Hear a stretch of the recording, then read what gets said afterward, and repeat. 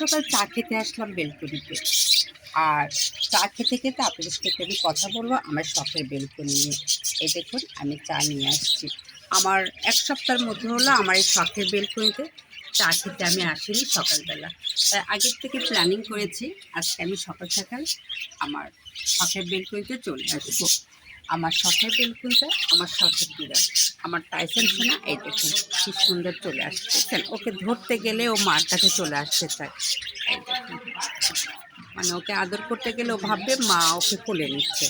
এই জন্য ওকে আদর করা যাবে না। থাকো ওখানে, চুপ করে থাকো।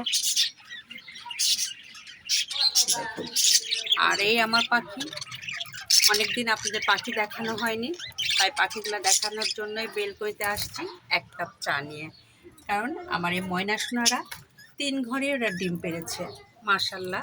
এবার অনেকগুলো বাচ্চা দেখতে পারবেন। আর মাঝখানে হলুদিয়া মারা যাওয়াতে আমরা অনেক পাখি বাচ্চা পাচ্ছিলাম না।